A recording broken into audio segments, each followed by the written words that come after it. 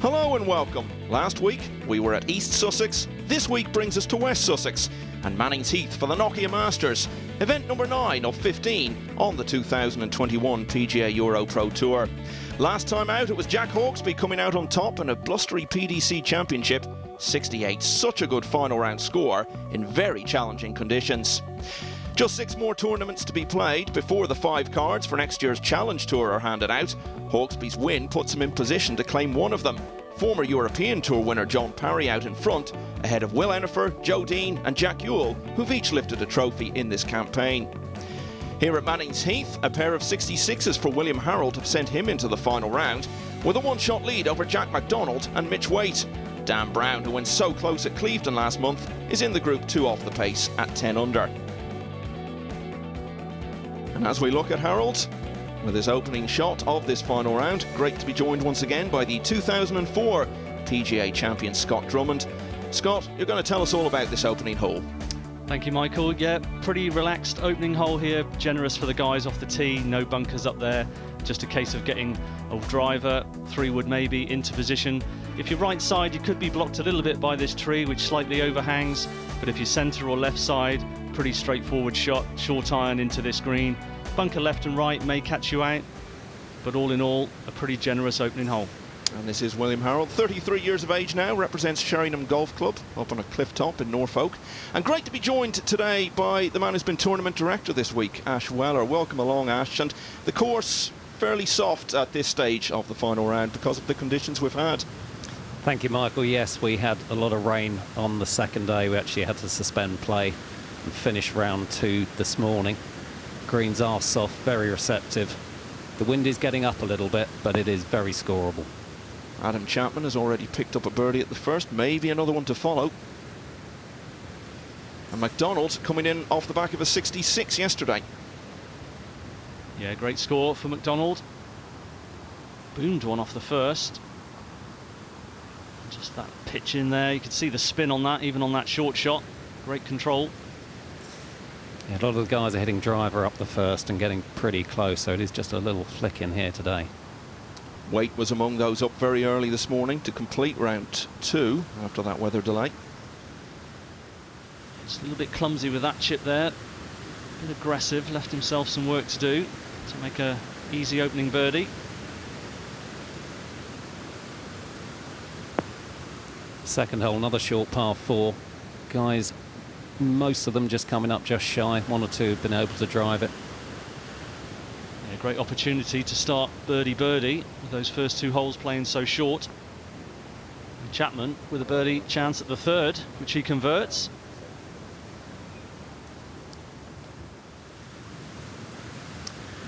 Now Dan Brown has started his final round with a bogey. Yeah, not the way guys are looking to start, as we've said. Generous first few holes to try and pick up. Now Kidd is out with the front runners on the first. Our lead group are on the first green. It's quite sunny now, but about 10 minutes ago, just before they teed off, there was an absolute deluge of rain coming down. I'm whispering because Will Harold is just eyeing up his birdie putt. It's downhill, so it is going to be quite quick, even with the moisture on the green. The best look for birdie, though, that's Jack McDonald. He's left it below the hole, so he can be more aggressive putting uphill.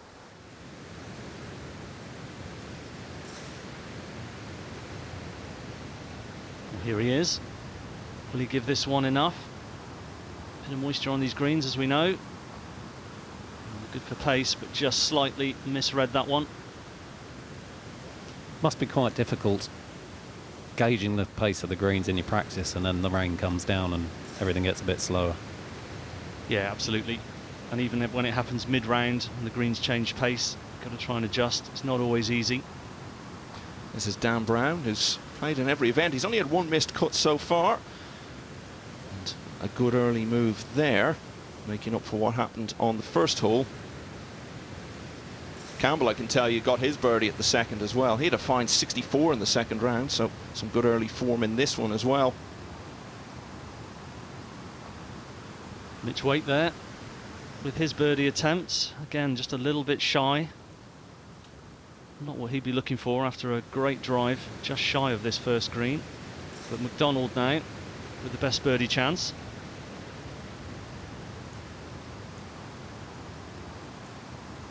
Just fell in the right side there. Uphill putt, so could afford to be a little bit more aggressive there. But the news is there's a new man to catch. Brandon Robinson-Thompson has just eagled the 8th to go 6 under for the day. So even with that birdie, MacDonald is still 1 behind, now sharing 2nd with Harold. Tom Shadbolt, Joe Brooks and Ireland's Conor Purcell all making very good starts to the final round. MacDonald now, tee shot on the 2nd. With the driver. Yeah, an opportunity to get it pretty close to this hole today. All the trouble up the left-hand side on this hole, so the bailout is to the right. Penalty area all the way up on the left-hand side. And got a good angle to come in from the right-hand side to this flag. Mitch Waite, been so consistent this season. Played in 8 events now and not missed a cut yet. Yeah, he's been a model of consistency. Some experience of Challenge Tour and European Tour last year, so banking all that knowledge, looking to put it to good use this year on the EuroPro Tour. Best finish so far for William Harold, 12th at Harleyford, way back in the opening week. Hand off the club, maybe up the right side, which is the safe side, as Ash said. No danger up there.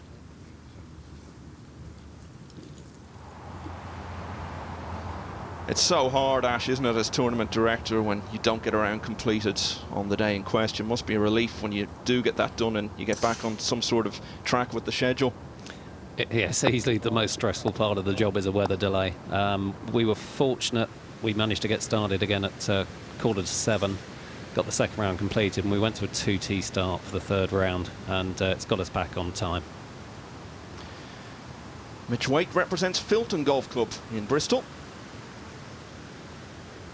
See that approach again, just a little bit aggressive, and it has trundled through. Again, the greens are so soft. The guy's trying to be aggressive, but that is the danger. If you get overly aggressive, you can start missing greens the other way. Now Harold, also up the right side, his approach to the 2nd. Just coming out of the 1st cut. And coming up shy, possibly off the back of seeing Mitch Waite knock it over the back of the green.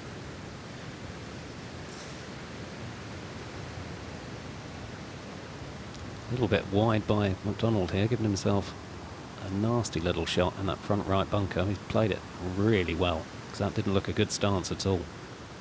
No, that was very awkward, but he's made a great job of that. Bit of sand, got the release on it up the green.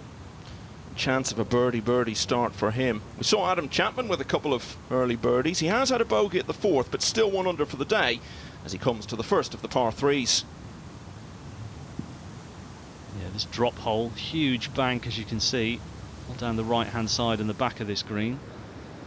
Makes it an inviting target, but there is danger if you miss left. Now Campbell, birdie putt on the 3rd. Yeah, only made 1 cut on the EuroPro this season before this week, but looks to have found something. Waite will be desperate to get this up and down, because it really will be giving a shot back to the field if he doesn't. A little bit of work to do there still. He signed off with a 77 in the final round at East Sussex National last week, but far from the only player to struggle, and indeed there were some scores several strokes higher than that in those tough conditions. The wind is picking up here as well, as we see Thompson with his approach or his tee shot to this drop hole, and that is straight over the flag.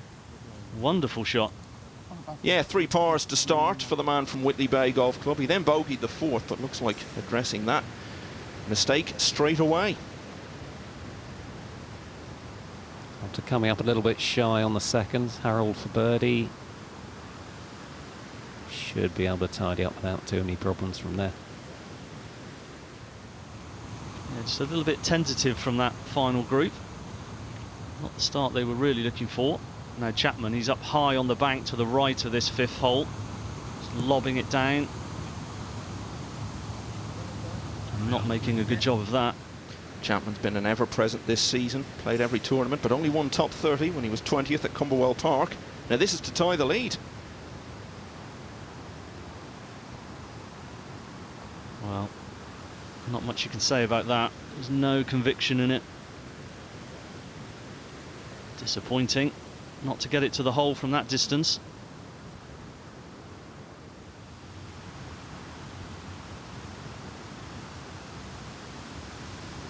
Chapman, of course, was the man who came from way down the standings in the order of merit to win the Tour Championship 4 years ago. We could hear him say, played that hole well, not happy at all. Now Mitch Waite just trying to tidy up for his part. It's about 3 feet. And just powers it into the right lip. Very, very disappointing bogey at this hole today. And it's his first of the tournament after 37 holes without dropping a shot.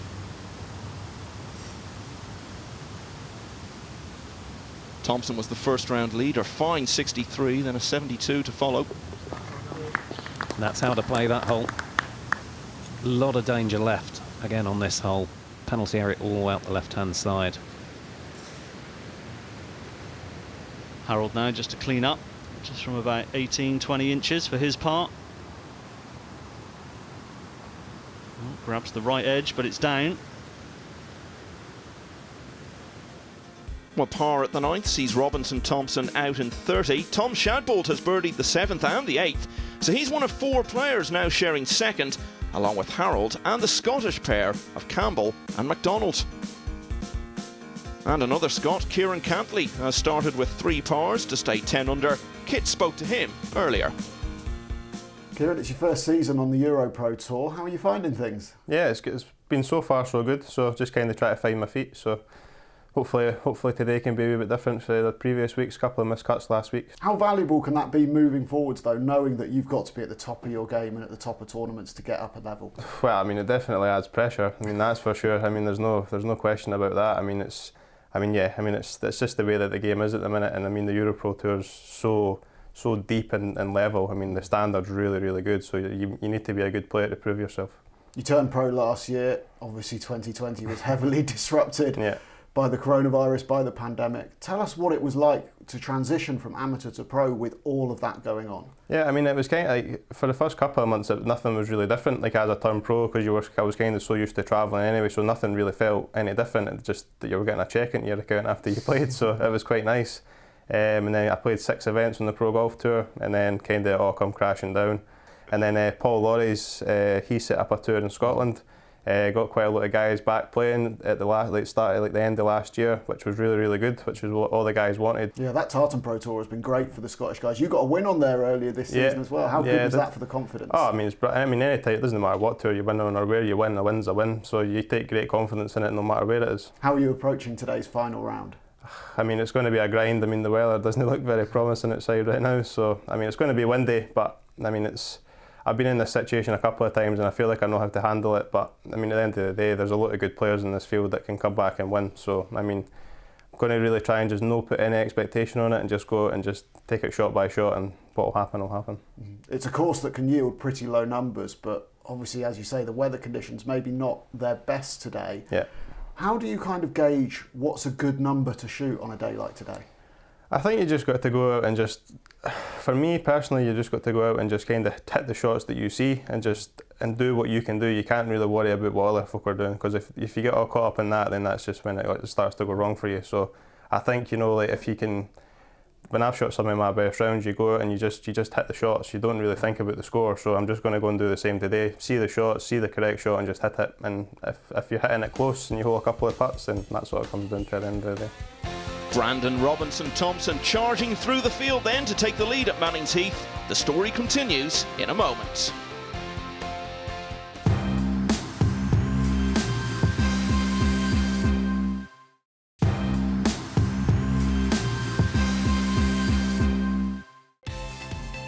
Welcome back to Mannings Heath and the final round of the Nokia Masters, where Brandon Robinson Thompson leads as he looks for a first win on the PGA EuroPro Tour.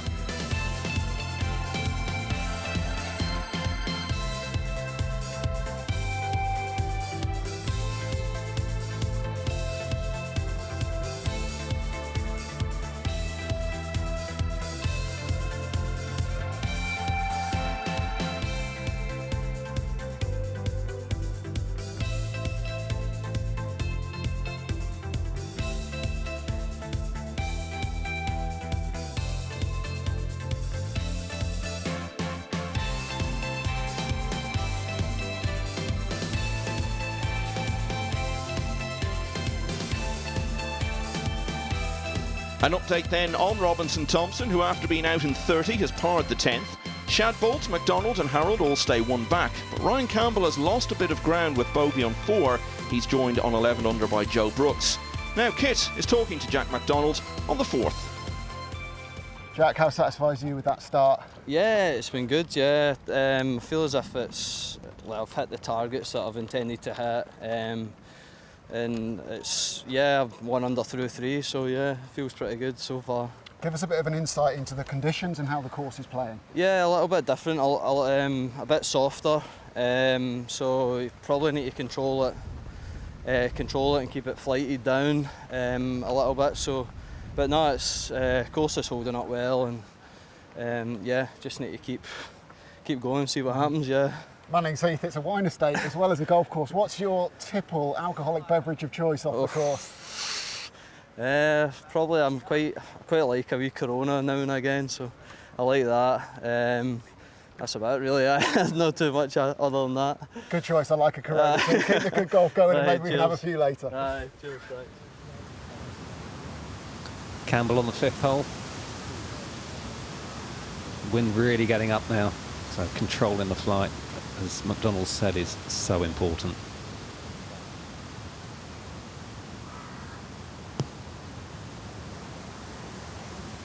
Well, they're just landing like puddings, aren't they, into these greens? You've got to get dialed in on your yardages. All pars so far for the man who led us into this final round. Needs to hit that quick before the trolley runs away.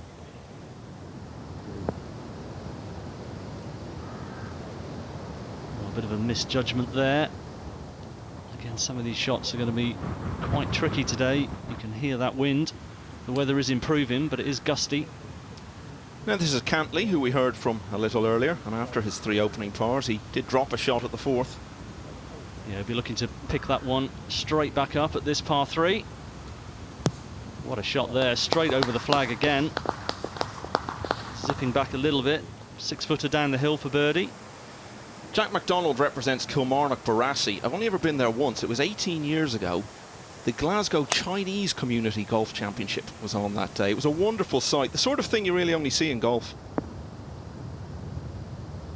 Yeah, a lot of diversity and a great venue actually. Played it once or twice myself. Former Open qualifying venue a number of times, I think. Indeed, that's why I was there, I think, Michael. But did you make it? No, we won't talk any more about that. We'll talk about Mitch Waite with another controlled wedge. Looking to get something going here, get it close. Oh, a bit unlucky there with the spin, but still, good birdie chance. Talk us through this action then, Scott. Well, it's just a 3/4 wedge, isn't it? He's keeping everything still, just rotating around, keeping it really simple, keeping the ball flight controlled. And he was obviously dialed in on his yardage, so good shot all round there from Waite. Campbell then gets his 3rd birdie already, goes to 12 under. But this is the man out in front. It's the first time we've seen him. He's 6 under today. Sounds like a character from a P.G. Woodhouse novel, but looks like an early Andre Agassi. Yeah, he's got it all going on. That was a great birdie attempt there. Long, long putt from the fringe.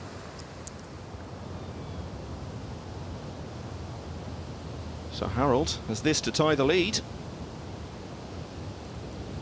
Long range effort. He'd be looking to get it nice and cosy. Walk off with a par happily from that range.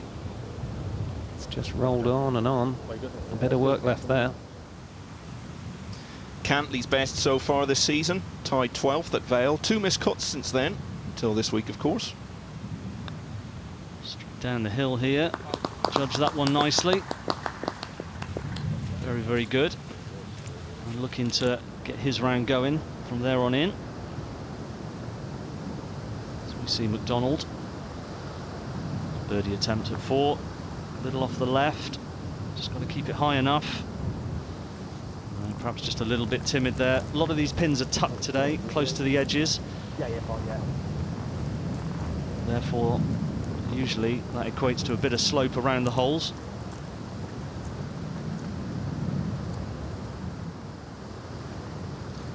Weight has fallen 3 back now after a slow start.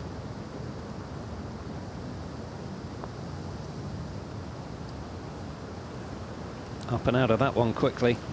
Misjudging that one.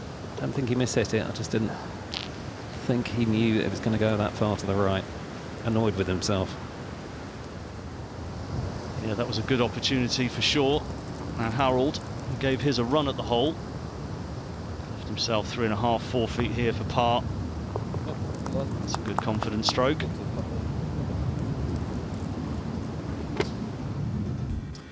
So Robinson Thompson has only 7 holes to play and should at the very least post a solid target number. Then again, so could Tom Shadbolt. A par at the 10th keeps him in the group, 1 off the lead.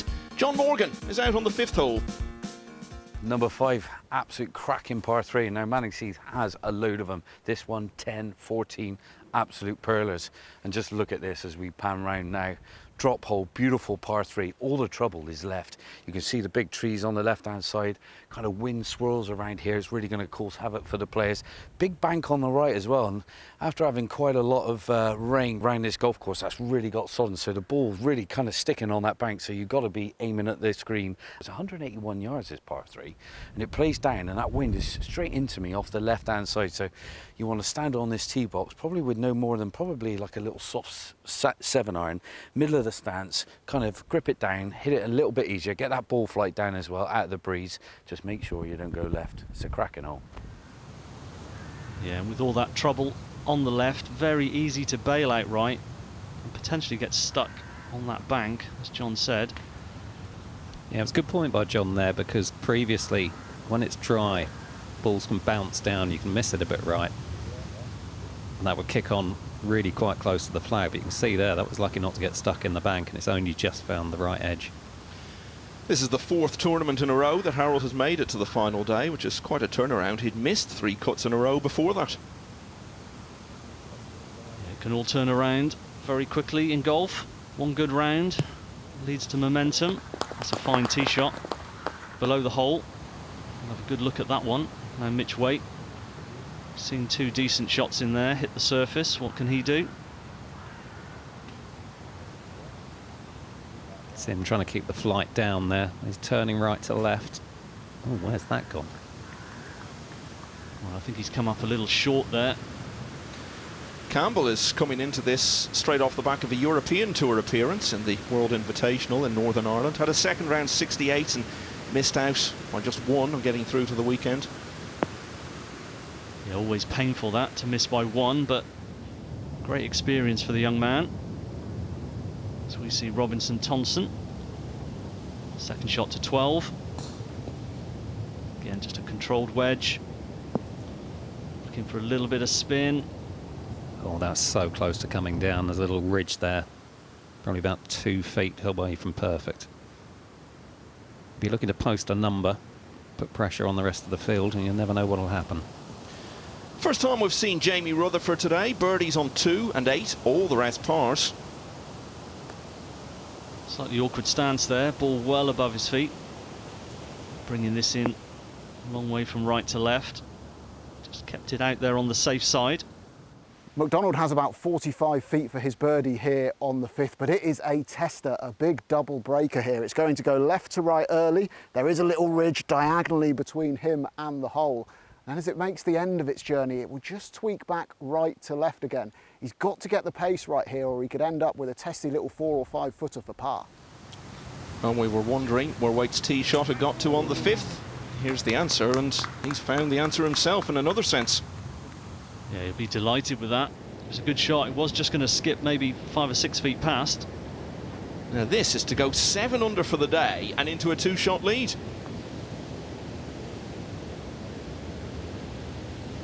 Oh, that was so close. You can see that was quite quick down the hill. It's just hovering on the top of the bank there. Great effort. Yeah, it was a good read, but it was always just hanging on that right edge. Not a putt you could be aggressive with. We're seeing a few players perhaps turning around their season this week. McDonald is one of them. He'd only made 1 cut out of 5 before this. Here is this long-range attempt. And you can see that one just backing away from the hole now. And as Kit said, he's He's left himself quite a bit of work to do there for his part. Back to Campbell on number 6. He actually had an eagle 2 on this hole yesterday. So did William Harold. They're the only players actually to do that all week.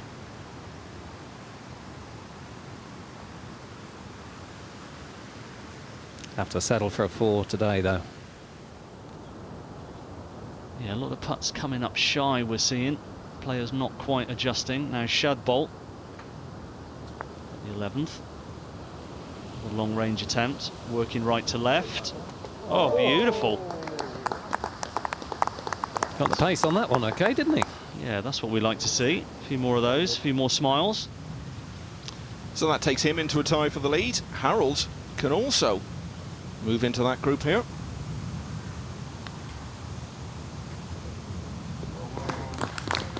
It's starting to get very bunched at the top, isn't it? Yeah, putts starting to fly in. Rutherford would love one here. This would be for his 3rd birdie of the day. Down the hill, just moving a little left to right at the end. And just enough to catch the right edge and fall in. Wonderful birdie there. Inspired by Shadbolt. Yeah, it's amazing how often that happens, actually, when you're playing. Your playing partner drains a long one, gives you a good vibe, and you follow him in. I never found that personally. Never happened for me. No, maybe I'm just lucky. As we see that one slide by, that's a disappointing 3-putt. Maybe you need to play with Scott more often, Ash. Perhaps that's the answer. 13, the lucky number then for Shadbolt and Harold as they join Robinson Thompson there in what's now a 3-way tie for the lead. Rutherford clearly moving into the picture now as well, as is Joe Brooks, although they probably both need to find a few more before the finish. William Harold then, one of the players tied for the lead, and he was talking to Kit before starting out. Well, a great start to the week, 2 66s. You're the leader on 12 under. How are you feeling going into the final round? Yeah, feeling good. It's been a while since I've been in this sort of a position. So yeah, I wouldn't say I'm not nervous. Is it a case of keeping those nerves and using them to make you play better?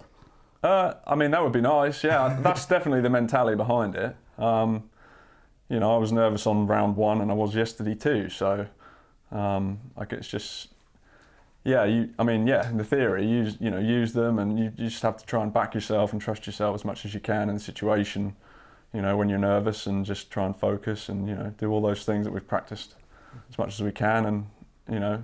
The weather has played its part this week as well. How much of an added challenge does that provide?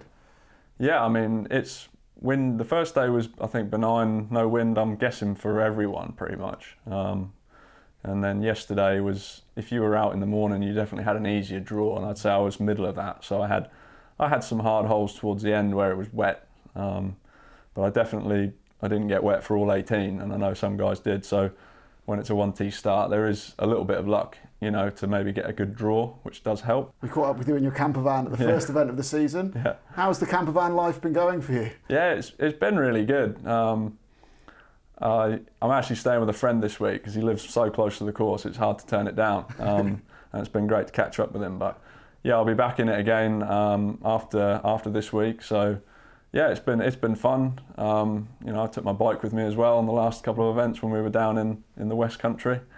So that was nice to sort of pass a bit of time, keep fit. So yeah, it's been all right. Not just the camper van around this country, but you've done your fair share of travel in golf terms as well. You've played in China, you've played in America. What were those experiences like for you? Yeah, they're good experiences, and I'd love to get back there again, really. I mean, I've noticed that there are some really good players, obviously, but it's on your good days, everyone's good enough, I think. So yeah, it's good experience, but as far as using that today, it's just another experience today. So yeah, I've had experiences, and players in this situation have had experiences to help them, but it's still a new experience. So it's, as far as whether it will help me or not, I don't know. 7 players then, covered by 2 strokes at the top. The final round story continues in the Nokia Masters next.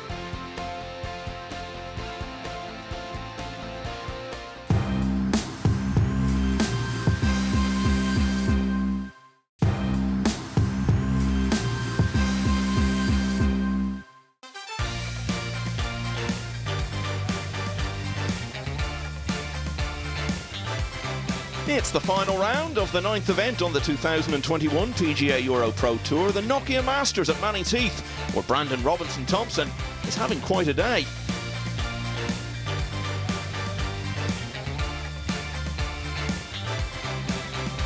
And in fact, it's a day which has just got even better, because with this birdie at the 13th, he's gone to 14 under par. Brandon, tell us about that sensational 30 on the front nine. Is that what it was? It was. I don't know. No, it was good. I mean, the course and club here have done such a good job in getting it ready. We had so much rain last night and even more this morning, so it's really playable. But yeah, as far as me, I just pretty conservative and just rolled in a few putts, and then on number 8, hit it to about 3 feet for eagle. So yeah, that's one way to get it done on front. That definitely helps. It's +3 conditions. How important is it to really control your ball flight out here today? Yeah, I mean, the guys that play the best today will obviously have the most control over their ball, obviously. But yeah, in the wind, it definitely does get trickier, and quite the difference from the first round, by the way. And a lovely birdie on 13 there to get yourself keep moving in the same direction. Yeah, exactly. A little bit of an errant tee shot, but can all be made up for with a good putt or a good chip. So yeah, happy about that. Great playing today. Keep it going. Thanks very much. Cheers. Good news also for Mitch Waite. He's had his first birdie of the day. It's come at number 6, courtesy of this putt, and so he gets back the shot which went at the second hole. Now, Shad Bolt has, like Robinson-Thompson, birdied 13, so they're tied for the lead now, both with 5 to play. Campbell picked up another shot on the 8th, so he's just one back at the turn. Rutherford and Brooks also making further progress, both to 12 under. 9th hole, our first look. Downhill into the valley off the tee and then rising up to the green. There's no real future trying to knock it over those traps, just lay up short. Short iron in, it's all about the second shot. There's a tier in the green, very slopey front left, flag today up at the back on a narrow shelf. Well, since we last saw Harold, he's dropped a shot at the 7th but got it back on 8, the longest hole on the course. Here's his tee shot on 9. Like Ash said, just trying to get it in position towards the end of the fairway, and he looks to have done that. And Robinson-Thompson, long-range birdie attempt on 14. See if he can keep this magnificent round together. He's given it a go. A little bit more aggressive than he would have liked. Thing is, he might already be at the winning number, or perhaps good enough for a playoff, so par in from there might, to some extent at least, get the job done for him. Now, just like Harold, McDonald let one get away on 7, but immediately recovered it at the long 8th. And there's what I was saying about the 9th green. He's just pitched it into the tier at the front and spun it right off the front. Now he's got problems. Yeah, that is going to be extremely difficult. Robinson-Thompson to clean up, 4-5 feet. Wow. There we go, momentum stopped in its tracks on 14. Yeah, just a horrible way to make your first backward move of the day. So this man only 2 behind now as he completes his front 9. See if he can judge this one. Hit that one in lower, probably trying to take the spin off it. But he's not made it up the tier either. Problems for Waite as well. Look at that one go. Thompson got away with a big miss right on 13 as he went on to make birdie on that par 5, and he might have gotten away with it here as well. It could have been so much worse. That lie is just about okay, and as you can see, he's got a pathway into that flagstick between the bunkers. There's a fair bit of grass he can land it on there. He'll need to play it low. Not got much of a backswing under these trees, but I think he should be able to get it on the green from here, which is a massive break. Yeah, this is a must to find the green. Coming off a bogey, starting to unravel if he doesn't get this one back in play. Kit called it. Can he get it on the green? Well, as good as. Pretty good shot from there. It's a pretty sensational turnaround in form, you know, because last week in the PDC Championship, he was 6 over after 4 holes and didn't get much better after that. Missed the cut, quite obviously. Yeah, brutal conditions. I guess it could have happened to anyone. As we see Harold with his approach. Can he get it all the way back? No, he can't, and that one again zips back down. They're going to have to learn from each other. Now let's go back out and see where John is. Well, here we go. I love the par threes. This is the 10th here at Mannings Heath. Absolute beautiful par three, 184 yards. Now, as we look down here, it's a massive drop hole. Like I say, 184 plays 21 down. The boys, you know, you would normally probably at 7 iron, 6 iron to this green in normal conditions if it was a flat straightaway yardage, but with the elevation and the drop in it, you know, they're no more than about a 9 or a soft 8 to this 10th hole. But Mannings Heath, I gotta say, I take my hat off to you. Your par threes are beautiful. High praise from our own Johnny Morgan there. And the pin today is cut just 3 from the right. Guys need to be brave. Take it on. With the drop in elevation and the wind, it's quite a calculation to get this one right, isn't it? Decent effort from Gamble there. Yeah, he's such an established EuroPro Tour name, but he's missed the last 4 cuts coming into this one. And Robinson Thompson, in all probability, needs 2 birdies in the last 4, you would think. Chance to get one of them here. Oh, agonising. Oh, quite incredible. That one just pulled up so quickly on the lip. Not even half a roll. And that would have dropped, but I'm sure when he walked up and saw his tee shot, he would have taken 4. Brown was out in 36, so still in there, but needs to pick things up now on the back 9. He seems to contend every week, Dan Brown. Surely the breakthrough will come at some point. Great shot there. Judge that almost to perfection.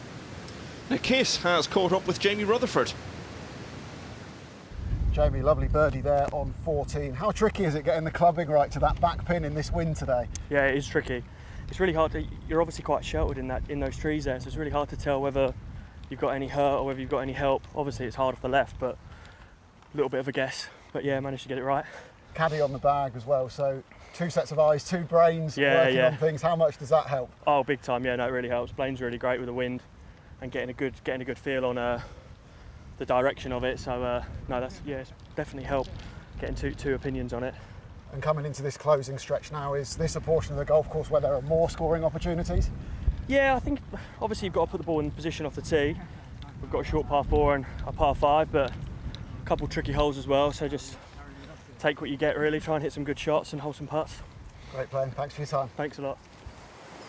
Yeah, he sort of fell away a bit on the back 9 at Parkwood and finished second to Jack Ewell, but very different story as he finds himself in contention again today. He's relishing it. Yeah, just a short pitch. Control the spin beautifully there.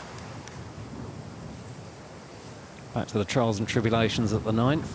How many out of 3 do you reckon we're going to get down into here, Scott? I'm going to say 1 from 3. First man to go. Gives the others an idea. Shadbolt had only made 1 cut from 5 attempts coming into this week. Here at the short 15th, little bump and run. Just needed another yard, just got snagged up a little bit on the fringe. Slightly disappointing. Still a birdie chance though. Well, in theory, this is to finish the front 9 with back-to-back birdies, but he would gladly take his par and run to the next tee. It would rip your arm off for a birdie, that's for sure. And look at that. You can see perhaps reactive from the first putt going to the back edge. That one comes up short. And all of a sudden, Shadbolt has this to go 2 clear. Yeah, quite incredible. But no misjudgment there on the line. Just a par 4. So we see the wonderful pink clubhouse in the background. But that miss means Rutherford has this to go into a share of the lead.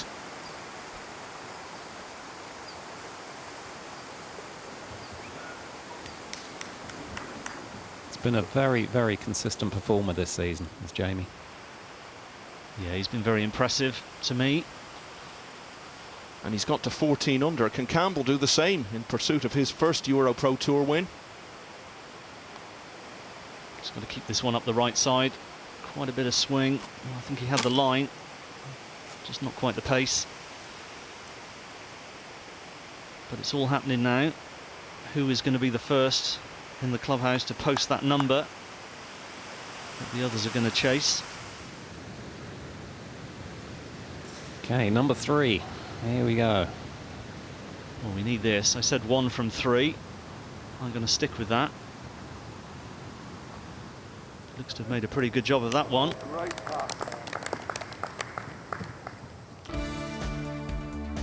Well, here's the 15th, short 15th. Reachable for most of the guys if they want to take it on. Get very close to the front of this green. Otherwise, long iron just up here. Keep it short of that bunker just on the right there. Leave yourself a short pitch in. Pin today, just cut 5 yards on, 3 from the right. Pretty accessible if you get it in the spot. Now this is Joe Brooks, who was second at Camberwell Park a little earlier this season, 3 behind the winner, John Parry. He's not too pleased with that, but his new work ethic is paying dividends, no doubt. Well, here's Harold, furthest away of the guys on 9. This for his part. You can see Mitch Waite is fairly close there. That's a great putt. And that's ruined my prediction, hasn't it? Your 1 out of 3 is not looking so good. I'm sure I said 2 earlier. Absolutely positive I said 2. So Harold out in 35, which is okay, but needs to start stepping it up soon if he's going to have a chance of winning this. McDonald now. This could be the full house if he rolls this in, and Mitch Waite is close. And he has. Well, what do I know? What do I know? Michael, did you say 3 out of 3? I stayed out of the whole thing, which was probably the most sensible approach. McDonald then out in 36. Back to Brooks. 3 times a runner-up now in the EuroPro. Yeah, just putting from the fringe. Again, a misread coming from the front there. That one leaking off to the right as well. We saw Shadbolt's putt do the same.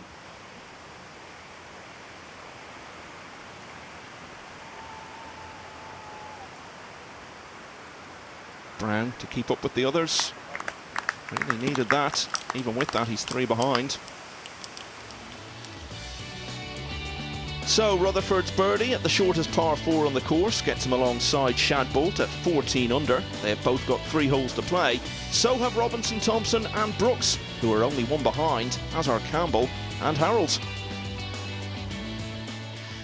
Now, John Morgan works pretty hard in the course of a season, you know, so it's only right that he gets to sample some of what's on offer at the Vineyard here with EuroPro Tour player William Farley. Well then, Will, let's have a go, mate. Rosé. So this is a Lighthouse collection, and we're going for a Shiraz Sauvignon Blanc. You having a sniff first, or no? Oh. See, that's too easy. That's too easy. Fruity. How long have you been a pro now? This is my 5th year. Is it? Yeah, yeah. I mean, you come to the EuroPro here, you qualified. I mean, how many tournaments have you played already, and how's it going so far? So this is my 6th event on the EuroPro, my first year. Yeah. So it was my first time going for it, and this is my 3rd cut made, so 50-50, so I think it's not too bad. Middle one. So this is the Sauvignon Blanc. What do you reckon? Tastes a bit like grass. Bit grass? Yeah, a bit grassy. Really? Bit grassy, is it? All right. Well, no, it feels like, yeah, it's sticking to me mouth a little bit longer than the other one. And you're 7 under. I mean, I've seen that, you know, today you had a bogey at the start of the round and a bogey right at the very end of the round. Yeah. So you'd have been at 9 under. I mean, yeah, you know, that's golf for you, I know, in a sense. But you're a real go-getting kind of personality, aren't you, as well? I mean, there's never a flag out there that you shy away from, is it? No, I like to be aggressive, to be honest, John. A bit like yourself, you know, back in the day. Right, now, so this is the Chardonnay. Oh yeah, that's really dry. Complete, yeah, that's cool. Yeah, well, that's nice though. That's It's a bit pleasant, woody. very That's a pleasant, bit yeah. woody. Oh, so come on then, last one. Let's talk about ultimate goals. I mean, obviously you want to get on the main tour. What's it going to take? Where do you need to improve? Tell me. Tricky question, I think. Yeah, it is, yeah. I think, like, all-round game. I think I'm still so inexperienced compared to some of these guys out here. They've been here for so many years, you know, for a few years playing. And it's my first year, and I just thought I'll just give it a crack and then take it a bit more seriously as it goes on. This is the red wines, and we're going Syrah. This is called Syrah. Okay. You having a sniff? Well, I'm going to go sniff on the red, yeah. Oh yeah, that's smell. Yeah, that's pretty very pleasant. That's yeah, quite more. That is nice, yeah. Yeah, I mean, courses-wise, what you've seen so far on the PGA EuroPro Tour, happy? Scoreable. Yeah, Very scoreable. scoreable, yeah. Yeah, yeah. Well, mate, like you said, I mean, you were down at Cleveland, my home track, not long ago, so that was a very scoreable golf course, wasn't it? In good condition. You happy with that? Yeah, I like it. It's good fun, you know, good like wedges into greens, it's great. Well, you got it out here at Mannings Heath, mate. It's, you know, just take the flags out. Right, let's get back to business. But mate, this is the Cabernet Sauvignon, middle bad boy. We're busting a gut through these. A lot stronger, that one. That is a lot stronger. Oh, bring on the velvet. Very meaty, isn't it? But Will, thank you very much, and I wish you all the best for the rest of the week and for the rest of the season, my friend. Thank you very much. Cheers, John. Cheers, Will. It's the English pair, Tom Shadbolt and Jamie Rutherford, out in front. Who's going to set the target at Mannings Heath?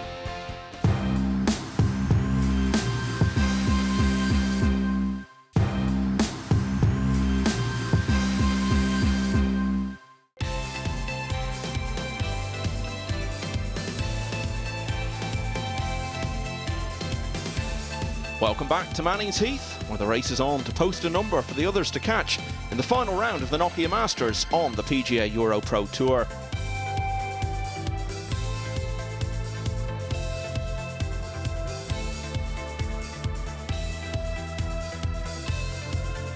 Since we left it, Jamie Rutherford and Tom Shadbolt have both taken 5 at the 16th to go back to 13 under and find themselves in what's now a 5-way tie.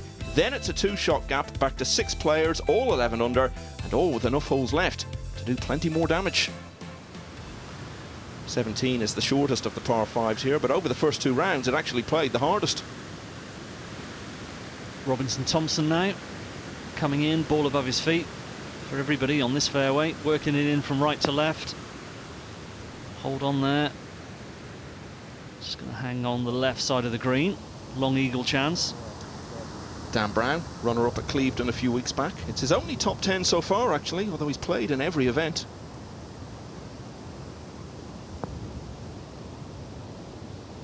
That's a fine shot from there. You won't see that finish. Now, if he could somehow stick this one in, it would be his 2nd eagle of the day. He had one at the 8th. It will put the cat firmly amongst the pigeons if this goes in. That's coming up shy. I'll be disappointed with that. Yeah, always with an eagle chance, you want to give it a run at the hole. Now, news of Ryan Campbell. He had a double bogey 6 at the 11th. They played the hardest hole on the course over the first 2 rounds. And it certainly has cost him big time today, but he's not out of it yet. No chance to bounce back here. He's just flown that over the ridge. It's going to be a tricky putt, actually, as we go back to Robinson Thompson. 4 feet, 4.5 feet for his birdie. He's missed a couple from that sort of range now. Rutherford has 191 yards left for his second shot here on the par 5 17th. The pin tucked way over on the right. The ball is above his feet. That's going to make it want to go the opposite way, right to left, but the wind slightly into and off the left. It's a pretty small shelf that pin is cut into, but if he can get it back there, well, what a chance for eagle at this stage in the round. Knows how to get the job done. He's been a EuroPro Tour winner before at Slaley Hall back in 2015. Yeah, he certainly does. As we see this one coming in high with a draw, trying to get to this right pin. Well, it was on line, just half a club short. It's going to trickle back near the front. That will be a slightly awkward putt from there. Take a look at Rutherford's action. Creates a bit of lag there. It's been a consistent swing for him this year, though. We were talking about Shadbolt's bogey on 16. It was his first dropped shot of the day. See if he can make amends here. Seems to be attacking it, drawing off the flag now, but that's a very, very good eagle chance. Absolutely spot on for distance. Campbell now back on 12. We saw the approach in, left it up on this top shelf, working down, going to go left to right here. Has he judged it? Well, he gave it a look in, but again, work to do to save the par. Rutherford, another player bouncing back well. He withdrew after an opening 77 last week, but here he is in contention and a chance to get to 15 under perhaps.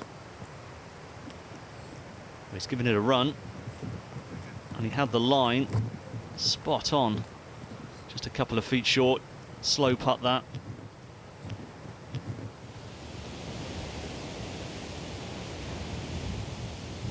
Dan Brown trying to get back in the mix. Needs this one. And gets it.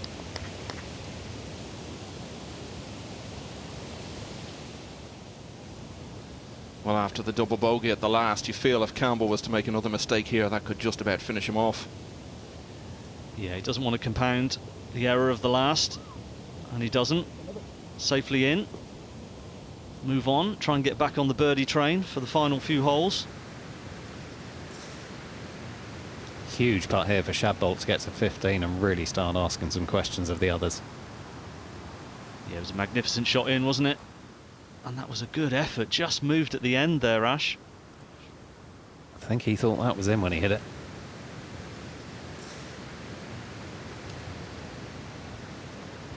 So the shortest of birdie putts. Rutherford got his as well. They both really needed to take advantage of the long 17th, and they did. Look at Joe Brooks, though. 3 birdies in the last 4. So he's also in that group at 14. And, of course, he's still got the par 5 penultimate hole to come. This is McDonald. Said he'd only made 1 cut. Bogeyed 18 last week to miss out by just 1. Yeah, that was an unfortunate finish. Look at the spin on that one. It's not going to be enough, though, to get back down that tier. That is a misjudgment. That pitched a long way past the hole. Robinson Thompson on the 18th. This putt is going to swing right to left, and it's going to be pretty quick. Oh, beautifully judged.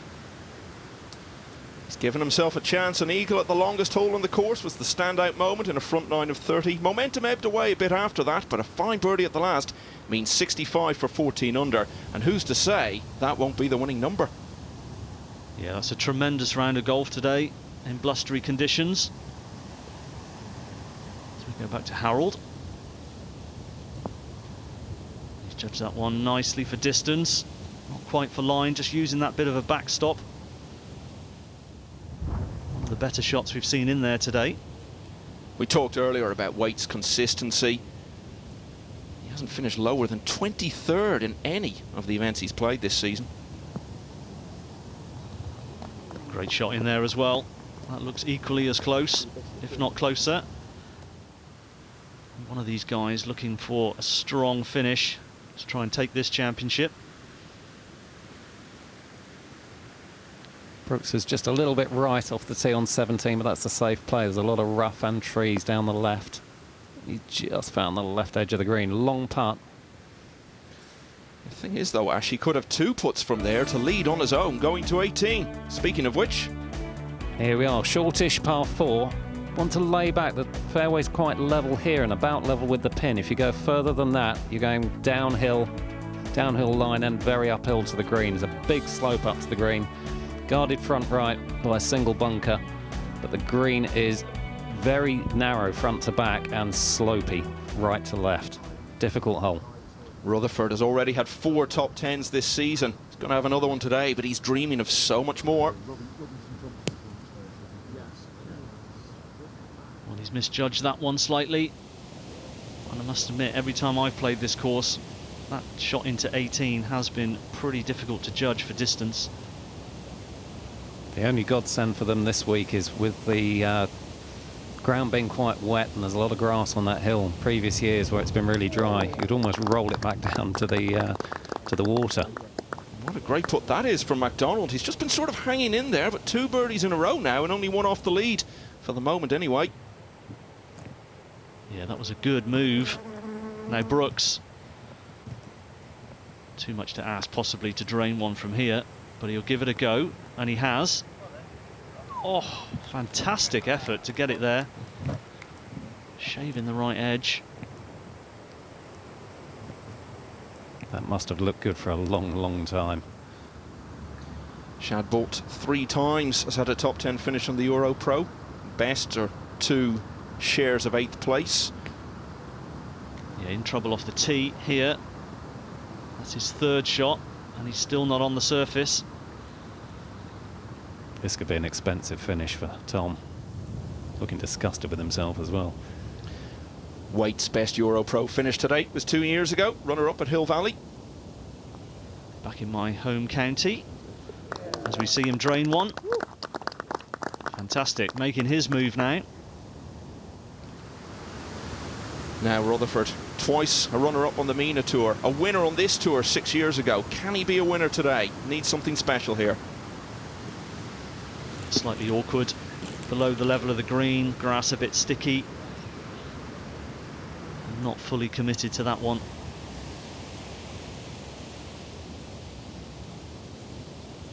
Harold, shortish putt on 12. Him trying to get back in the mix as well.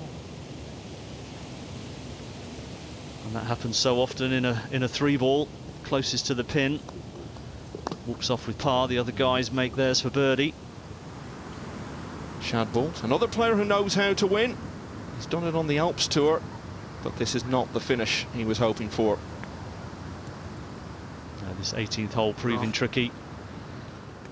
And he'll have that 3.5 footer for a bogey 5. That's a must make, as all of these putts are on the closing stretch. Now Brooks, 2.5 feet. Yeah, well done, great birdie.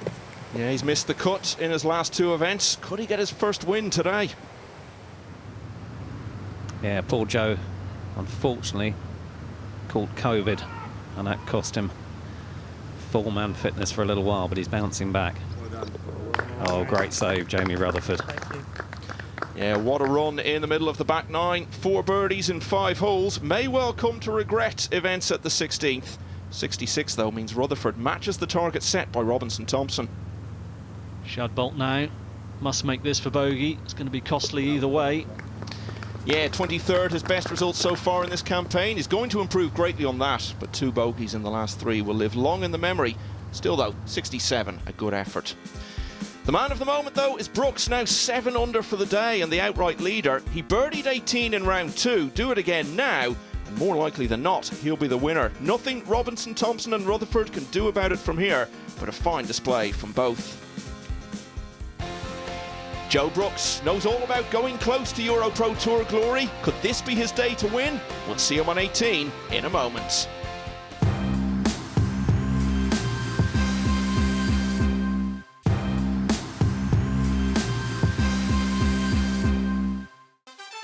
Welcome back to a gripping final round of the Nokia Masters at Mannings Heath, where Joe Brooks has surged to the top of the leaderboards.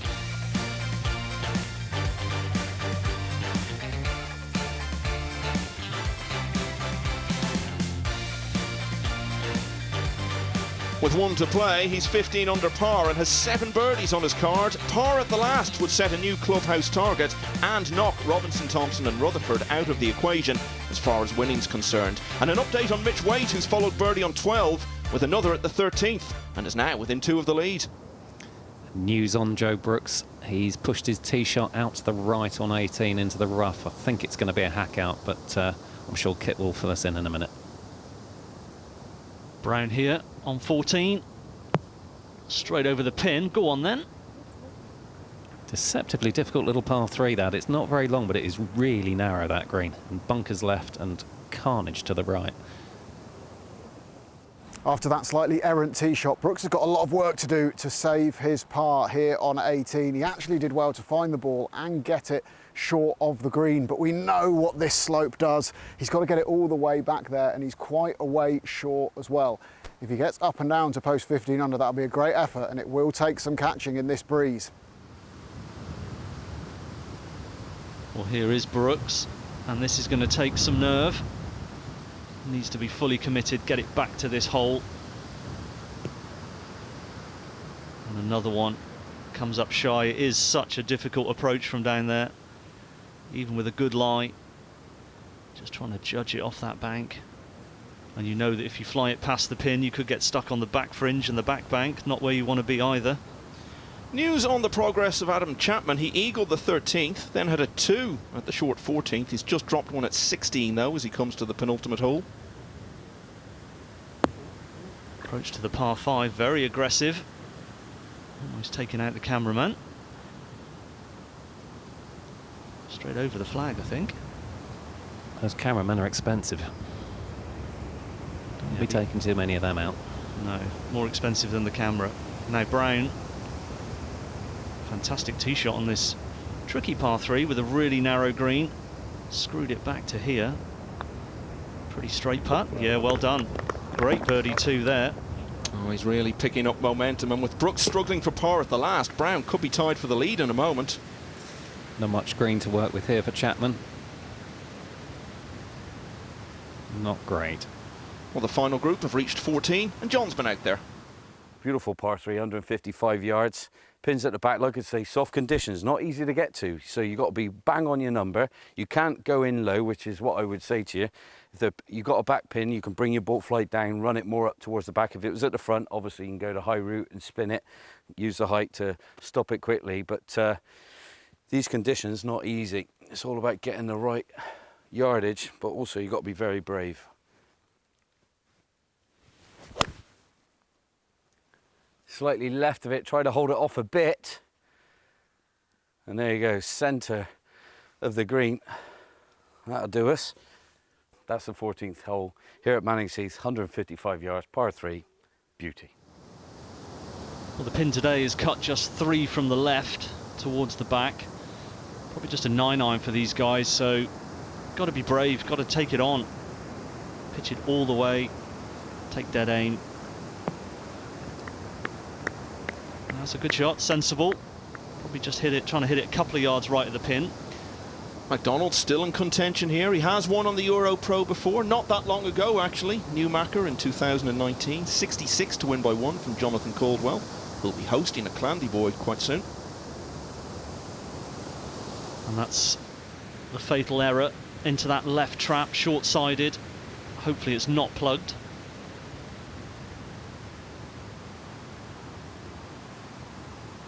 No problems there for Chapman. Birdie on 17, which is almost a par with the downwind hole now. William Harold had 2 wins on the EuroPro in 2014. He won at the Belfry. Paul Broadhurst was one of the players in contention there, and had a final round 76 at Longhurst, but still got in a playoff and beat Bradley Dredge. There you go, he's beaten some pedigree players. And that one long enough to clear the trap, getting that kick back in. Fortunate. He'll take it, that's for sure, at this late stage. Brooks now so important, this par putt. Up the hill, won't be quick, needs to be firm. Well, it was a good try, a very good try. It just hung out on that right edge for him though, unfortunately. Great at the start, even better towards the finish, but gut-wrenching to end it all with his only dropped shot of the day. 66, his best round of the week though, and we now have 3 players in on that target of 14 under. He's looking distraught. I think he knows that may well have cost him. Yeah, quite possibly. Now McDonald back at 14. Let's hope he's not plugged. He needs a good lie for this one. And it looks like he had it. He's played that wonderfully. Probably didn't think he could leave it short from there. Just a couple of feet for the par. Brown playing better than any of these contenders over these last few holes. See the wind really picking up now. Lovely touch from there. Just doing everything right at the minute. Yeah, that was superb control. When you look at this shot, you don't appreciate the wind, how much there is out there. Here's Waite, 14 for birdie. Can he make another? That's a bold effort. I think he thought he had enough pace on that to hold it on line, but it slipped by.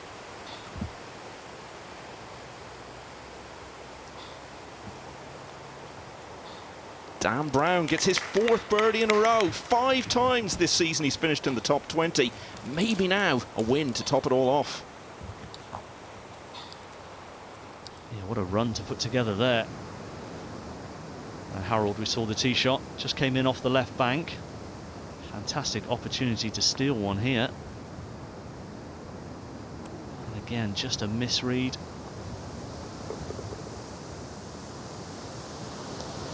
Disappointing. That was a great opportunity. So Brown now out in front on his own on this ever-changing final day as he moves to the 16th. John has already been out there. Here we go, 3 holes left to play. You come to 16th, 468 yards, par 4. Bit of a sloping fairway from left to right this one. Really quiet, beautiful scenery around this 16th as well. You look down, you can see a big house in the distance, and that's pretty much where the green is. You know, you've got a big old stream that runs across this. It's about 325 yards to get to. The ground's a bit soft, so I'm out with driver. I don't think that's in play, so it's not hard and bouncy at the moment. But this is all about trying to find the right-hand side. Don't want to be too far right because 17's over there and there's this rough that separates both of those. If you go in that thick stuff, it's going to be hard to get there in 2. Now, if you slightly pull it left, obviously you're blocked out by the trees as well. So just did it straight.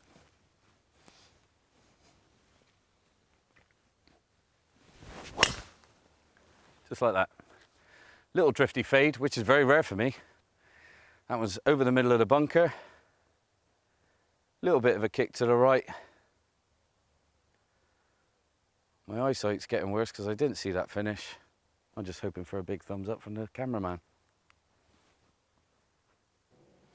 Well, huge kick off the fairway. Like I say, it's a little bit of camber from left to right and just jumped straight right into this lie. Now, looking at that lie, I'm thinking that's going to jump. It's going to come out pretty high on the face as well, which will lose a bit of distance. I got a bit of breeze across me and a little bit into. Bunker lurks on the right-hand side and it's a little bit raised. I got 161. 8-iron will definitely get there, but I'm thinking it's going to jump, so I'm going 9. Greens are soft, it will take it. Back of the stance and give it some. Come on, hold up in that wind. Land softly on the green. Looks like it's going to be about pin eye, maybe just shy, I'm not sure. Just on the right-hand side, that's going to give me a nice uphiller. Here at 16, cracking hole, and it's a tough hole. Yeah, the guys in practice were driving right down near that ditch with a much shorter second shot, but into the wind, you can see they're further back. Much tougher shot now.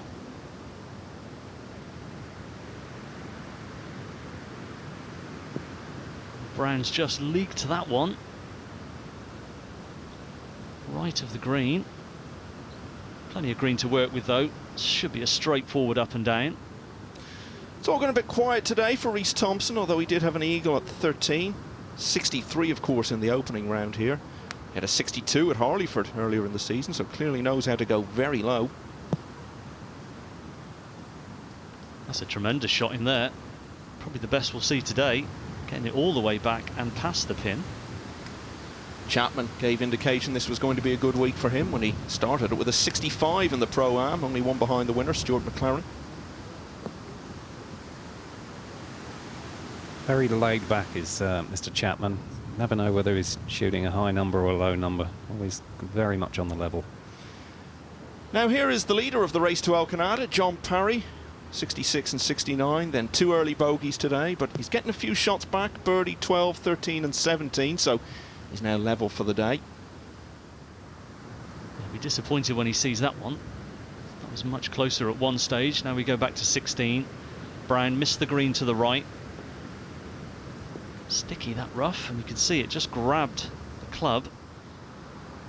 5 under for his back 9 so far, Brown, but struggling there. We'll get back to him in a moment. Comes Chapman for his birdie. Jumped on him a little bit when he hit that. And he'll surely tidy that one up for 69. McDonald now on 15 for yet another birdie. Great look in here to get to 14. Oh, he's hauled some really good putts, hasn't he, on this back 9? And he could now be in a share of the lead in just a moment, unless Brown can somehow save his par here. He's opting for the putter here out of the semi-rough. Needs to be firm with it. Well, a little bit shy. He'll have that for a bogey 5. Disappointing from the middle of the fairway. Can John Parry get it into double figures? Outside chance on 18. See how slow that is up the hill. Quite a slope there. Yeah, got off to a pretty dreadful start, really. Was 3 over for the round with 7 to play. 3 birdies thereafter, though, so 72 for Parry, all inching him ever closer to the Challenge Tour. Yeah, consistent form, Parry, as we see that closing out for the bogey. But after a great run, disappointing, like we said. Now, Reece Thompson. Superb approach in over the top of the flag on 18 here. Can he convert? He can. Yeah, quiet day really until the eagle on 13. Birdie at the last makes it a 70, but really been a bit of an anticlimax for Thompson since that opening 63. And here's a wait to get to 14. And that goes in as well. Piling up at the top now. Yeah, it's now a 6-way tie at the top. Robinson, Thompson, Rutherford and Brooks have done all they can for now. Brown, Waite and McDonald all have holes to play, and don't rule out a big finish from William Harold or Ryan Campbell to muscle their way into it. We'll take a look at the 17th hole here, par 5. Great opportunity to pick up 1 or even 2 shots today at the end of this round. Pretty generous tee shot, get it away, and you're leaving yourself about 170, 180 yards into this hole. The flag today cut tight on the right-hand side, so it is tricky to get to. The wind coming down and off the player's right. Well, Dan Brown, you can just about see him there. He has birdied this hole in both rounds so far. What he would give for another one today. Well, he set himself up there. Great position off the tee. Leaving himself the easiest of approaches. Harold needs to make a move soon. He's had 7 pars in a row now. That's not going to get the job done. Yeah, just stalled a little bit. That one dragged left, get down. That's perilously close to the edge of that long grass.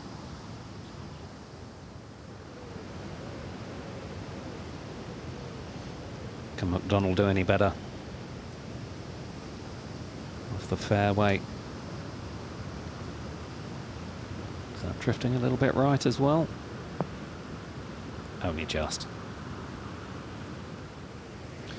I mentioned 23rd Waite's lowest finish this season. He's made the cut in all 8 events he's played, but only won top 10 when he was 7th at Camberwell Park. Yeah, slightly surprising, but he's finding his form. Coming in from the other fairway here. Creates another opportunity for birdie as we go to 17. Here's Brown. Very accomplished player. He's had a top 5 finish on the Challenge Tour. That was in Prague 3 years ago. Sending it in high here.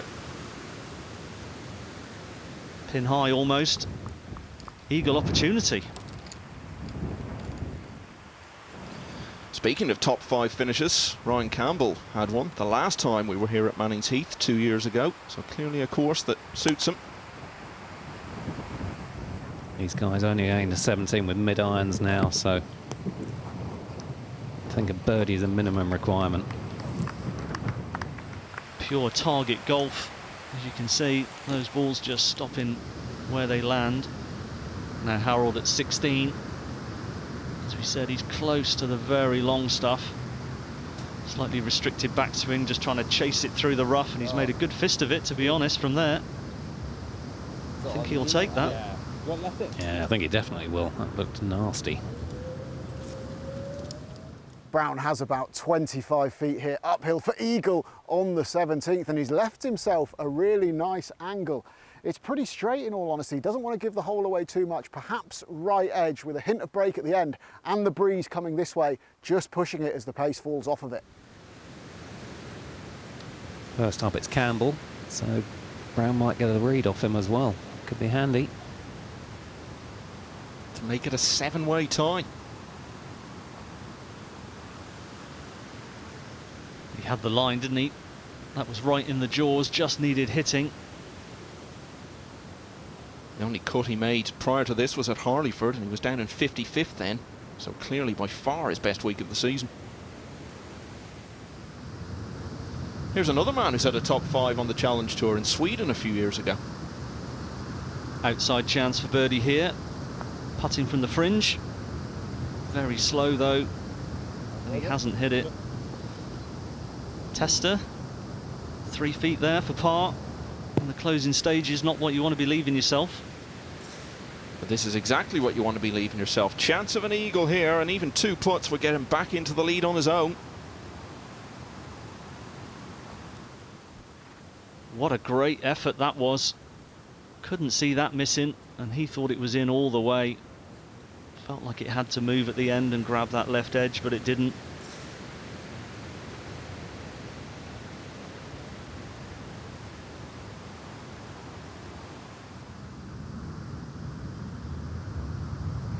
Harold, now we saw him left of the green, played a great recovery to get it onto the green, this for par. I feel he's got to make this to have a chance. And another one shaves the edge. He's really left himself with some work to do now. Yeah, that was unfortunate, the second shot finishing where it was, costly at this late stage. Well, Waite has crept into the picture. Could be joint leader in a moment. Yeah, he's just hung around all day, not done a lot wrong, picking up shots as he goes. Not to be on this occasion, but he is in quite a strong position with the 17th to come. Golden opportunity to pick up another one. So Dan Brown's 8th birdie of the round sees him leading alone as he boards the final tee. Waite and McDonald would both love to get one more in the closing 2 holes. Campbell's birdie at 17 keeps him just about in it.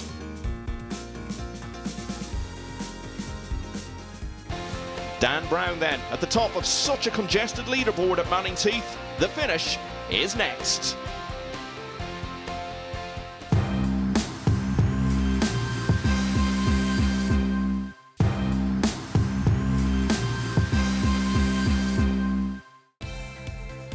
Welcome back to a wonderful climax to the Nokia Masters at Mannings Heath on the PGA EuroPro Tour.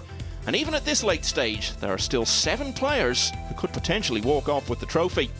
Dan Brown is best placed to do so right now, 15 under as he plays the last. 3 men finished on 14 under, what seems a long time ago now. Mitch Waite and Jack McDonald also on that score, but with 2 to play.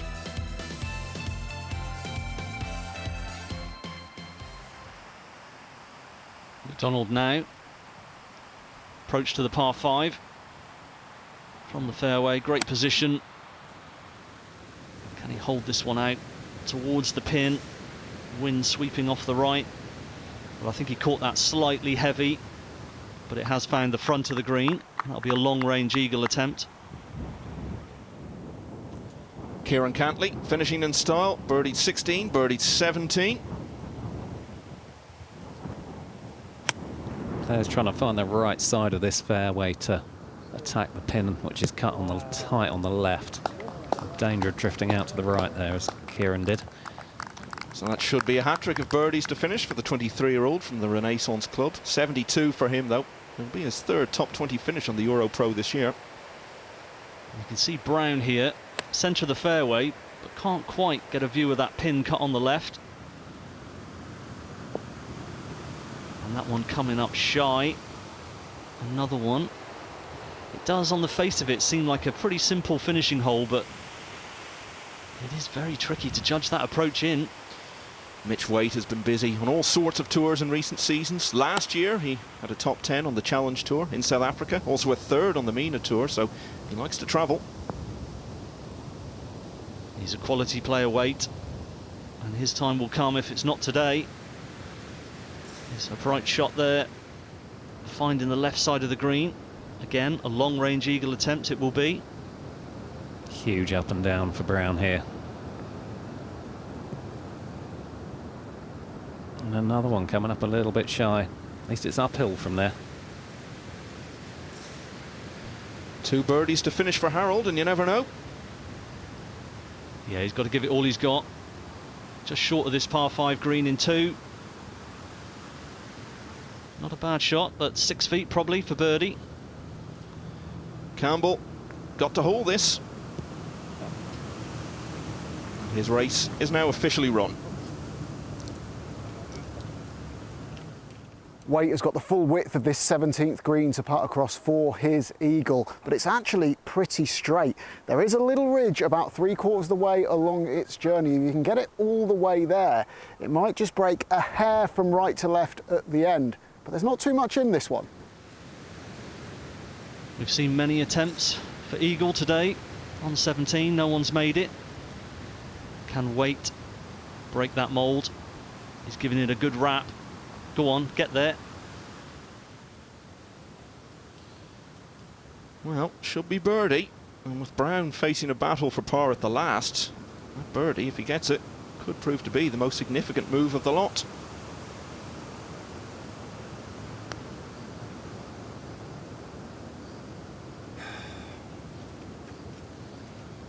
And that sigh rather sums up the way it's all transpired for him. Yeah, very disappointing.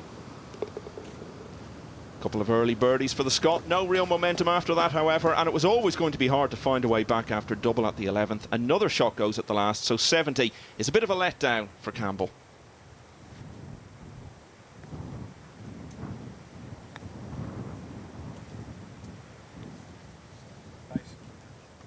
Very good for pace there from Jack. Should get a birdie on 17 for the second day in a row. Now, Brown's big moment. Yeah, must make. Short of the green, pitch to here. Be positive, pick your line. Well, he was positive, but on the right edge it spins out. And we see another one dropping a shot at this final hole.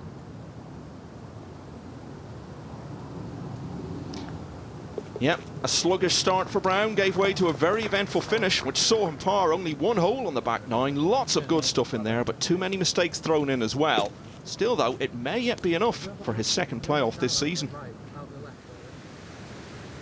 Just goes to show that par fours don't have to be long to be difficult. No, absolutely right. You add a little bit of pressure into the mix, as we see Harold. Short of the green in 2, chip to there. Cleans that one up for a birdie 4. Yeah, and 2 putt birdies for Waite and MacDonald on 17, meaning they are tied at the top. Well, the 18th, the final hole, 411 yards, par 4, straight down the hill, and then a raised up green at the end you got to play up to. Not easy one, this one. You know, I think first port of call is definitely find the fairway. Obviously, you're going to be coming in with about a 9-iron, pitching wedge to a raised green, very shallow green as well, as you can see, but it's absolutely pretty. See the big clubhouse in the distance. Beautiful golf course. They're so picturesque, these holes around here at Mannings Heath, and this, well, just no exception. The fairway's cut absolutely beautiful, all striped lovely, and the players are absolutely loving life. But like I say, it's playing very soft underfoot. But here we are, 18. And it's the final hole, and I'm going to go with just a placement. I was thinking the 2-iron, I was thinking 3-wood and 2-iron, and then I thought, no, I'm going to go for a little old power 4-iron. Just put it down there in good position, leave myself a bit more to do, but I've got to be straight. That's what you got to do. You come down here with a 1-shot lead, and you only need par. This is what you do. And that is ripped. Absolutely ripped. A little bit right of my target. That's a long way down there, a long way down there. Might just bleed out onto the fairway, which it has, I think, by an inch. That's a good line in. Let's go and see the second shot. Well, I hit that power 4-iron, and I got to say, I'm in A1 position. If I hit that 2-iron, I would have been down on that low side there, just shy of the water, coming up really steep to the flag. Really hard to gauge what the distance is going to be like, especially coming back here where I am now. I'm on a level playing field, I'm able to get the ball nice and high, land it soft. It would have come in really shallow if I was down there. So this is a good place to be. Way back, I got about 145 yards to the middle of the putting surface. I just got a wedge in hand, a little bit of breeze down, so nothing too bad. A little bit of a downslope, so I can just get my weight with it.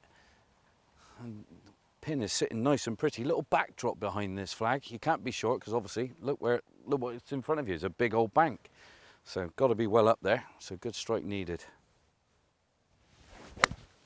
I've hit that so soft. I can't hit that any softer if that goes long. Well, there we go. I think that's a nice way to finish, don't you? I think if you need a birdie down the last to win it, that's going to set you up a nice little chance to take the tournament here on the PGA EuroPro Tour at Mannings Heath. Yeah, and more likely than not, Waite will need a birdie at the last to win outright, but he's only parred it in both of the previous rounds. Just going with a controlled driving iron there. Trying to find this fairway, as John said. That's the first part of the puzzle solved. McDonald, on the other hand, has had a birdie on 18 this week. It came in the first round, followed by a par then in round 2. Looks to be heading a little bit right from the body language. Oh, the lap of the gods. Can he pull a lie? Nice to see some members, giving the guys a bit of a crowd here. Final group. Mitch Waite from perfect position. He needs to totally commit to his yardage here, as we've seen so many misjudgments. Stay there. Oh, a little unlucky. McDonald has missed the right-hand side of the fairway down 18, but I think that acts in his advantage. The pin is tucked way over there on the left. It's elevated 146 yards, plays a good club uphill. But importantly, coming out of this rough, he's not going to get as much spin. We've seen loads of balls spin back off the green. This could be a good break. Well, the only concern is a potential flyer from this lie. And if that's in his mind, he may back out of it. Tried to throw it high anyway. Has he judged it? No, he hasn't. Half a club short.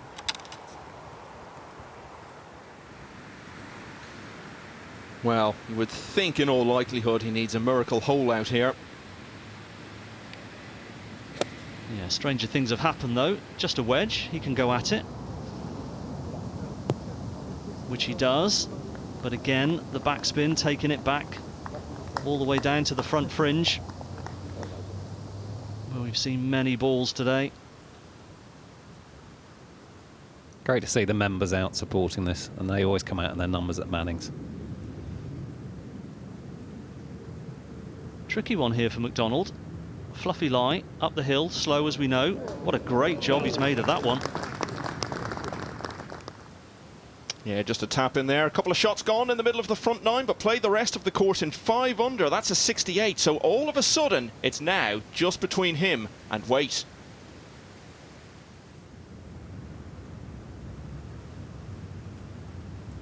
Before we see Waite, Harold to finish off. Opting with the putter. Just jumped on him a little bit. Another one comes up shy. Not the finish he was looking for. No, Waite. Got to hold his nerve here. Can he chip this one in and take the glory? He's giving it a run. Oh, fine effort. All fairly quiet until the 12th, but his birdie there turned out to be the first of 4 in the last 7 holes. 68 is actually his highest score in any of the 3 rounds, but it's the score which takes him into extra time. Harold now just to clean up for his part. Should be straight up the hill, middle of the cup. Yeah, well done. Leader going into the final round, but couldn't get any rhythm going. Stayed in contention right up to the finish, although realistically it looked a long shot after bogey on 16. 71 does secure his first top 10 of the season. Any one of 8 or 10 players could have won this title today, but it's Jack McDonald and Mitch Waite who will return to this 18th tee for the sudden death playoff here at Mannings Heath. It's a 411-yard par 4. As we've seen though, it's all about that second shot. Can you get it onto the green and stop it spinning back off of the front? Who is going to win this title? Well, it's our 3rd playoff of the season. Gianmarco Petrosi and Stephen Shepherd both just needed 1 hole to win their respective playoffs, and there was a chance for McDonald to do the same here, but not quite to be. So they were back to the 18th tee for a 2nd time. They both parted again, so here we go with a 3rd attempt at resolving this. Marcus Higley from the PGA Rules panel officiating this playoff. Doing a grand job, hopefully keeping the guys out of trouble. missed the fairway again there. But not in a bad spot, I don't think, as we see Waite. Back with the driving iron again. He's found the fairway every time. Can he do it again? Looking a bit more anxious this time.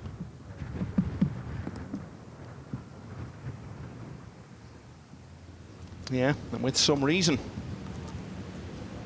Yeah, that could be close to the bank there, which is down this right side. And if you do get close to it, you've got to loft it very, very quickly up. First to go, McDonald. Great angle, as we know, from this side.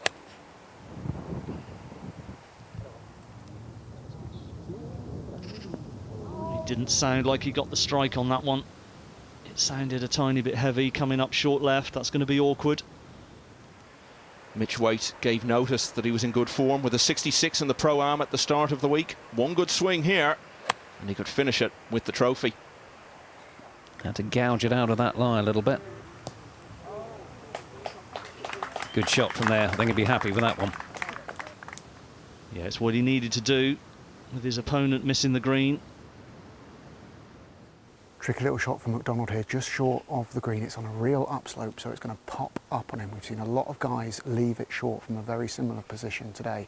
He might need to give it a little bit more than he thinks on these soft greens to carry it all the way, because there's not a lot of run.